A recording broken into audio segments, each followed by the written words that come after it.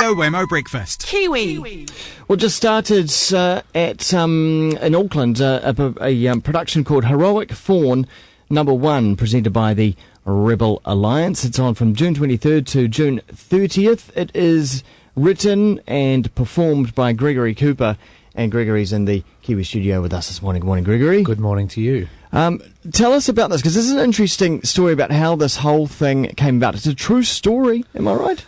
Pretty much, yeah. It is all based on fact. I have taken a few creative liberties, as you do, which you can do when you write and act in a show.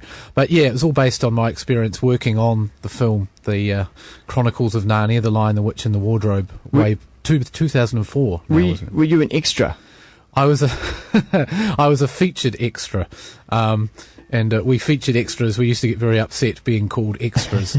But as I say in the show, the main feature of being a featured extra was an extra $400 a day. Right. But effectively you were doing exactly what extras were doing, which was running around in very tight green CGI tights, which they you have to wear so they can turn your legs into deer legs, using the magic of computer trickery and millions of dollars.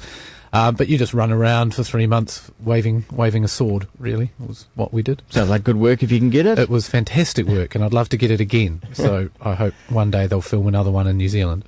So so when you say that you were a featured extra, Yep. how much film time did you get? Hardly any. I mean, I worked on the film for 3 months. And featured extras, there were 3 heroic fawns. So there was Heroic Faun 1, 2, and 3. And we had all auditioned for the role of Mr. Tumnus, which went to James McAvoy, who's he's doing quite well for himself now. He's appearing in films with Angelina Jolie and all these famous people.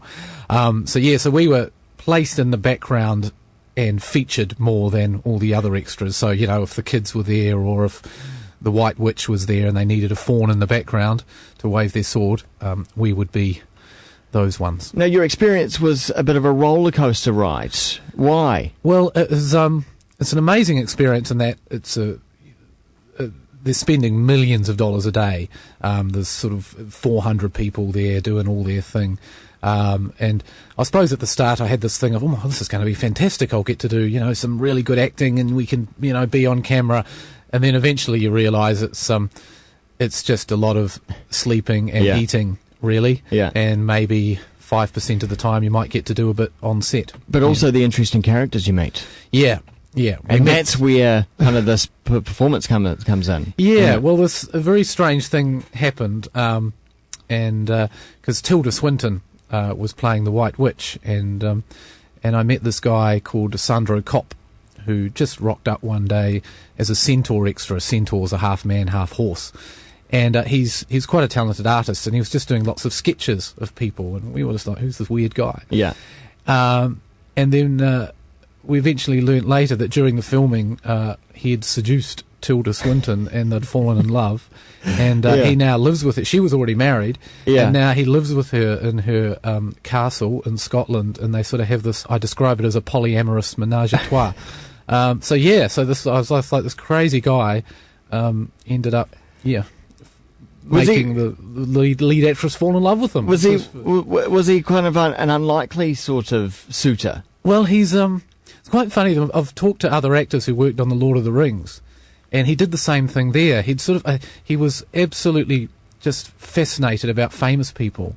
And I learnt later, doing research for the show, that he'd researched Tilda Swinton. He's sort of like a really focused stalker, and he'd done all this research about her, learnt all about her life and everything that she liked. So when he arrived on set, wow, he knew everything about her.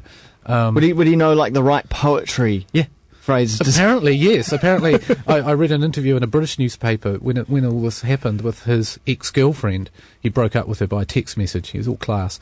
And she said, I sort of suspected something was going on. Like, for 2 weeks, all he was just Googling Tilda Swinton and writing all this stuff down about her. Amazing. And it's sort of, well, to his credit, it kind worked. of got to be in mind to actually pull such a ruse off. I know. I mean, you've got to give it to him. He was very focused on what he wanted, and now he's a kept man. He just travels. Yeah. Yeah, because I have footage in the show of I saw him, and they cut to the Oscar Awards when she won for Michael Clayton, Best Supporting Actress. Yeah.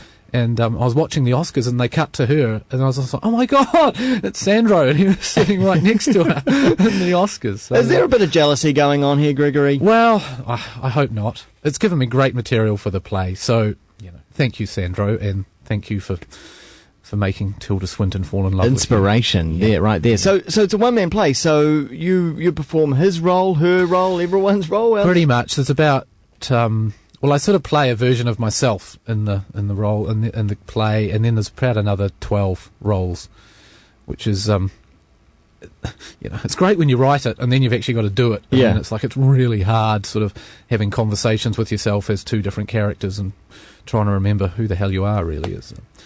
And is there a soundtrack to this as well?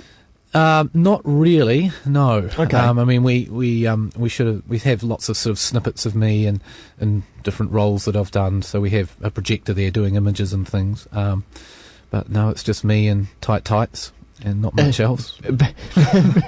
You've sold it. Yeah.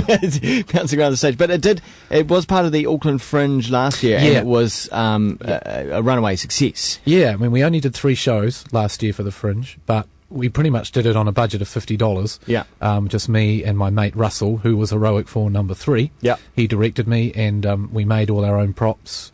And so we did it completely just on no money.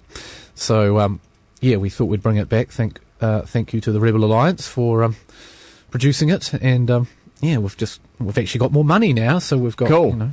nicer tights. Hopefully go on the road further afield as well. Ideally, outside of Auckland. yeah. I mean, that's what we want to do with it, and just I think people in general are interested in, especially with the Lord of the Rings and all that sort of stuff. It's what it's like on a $200 million film, and Yeah. what it's like in the working in those. Oh, I think people are fascinated by that. Yeah, it's Absolutely. interesting. It's Yeah. interesting. All right. Well, if people want to get tickets, they can book at iTicket, $25 or $20. Yep. And it is on till June the 30th. Tell all your friends. All performances start at 8 p.m. Heroic Faun number 1, performed by Gregory Cooper, and Gregory has been my guest in the Kiwi studio. Thanks, Gregory. Thank you.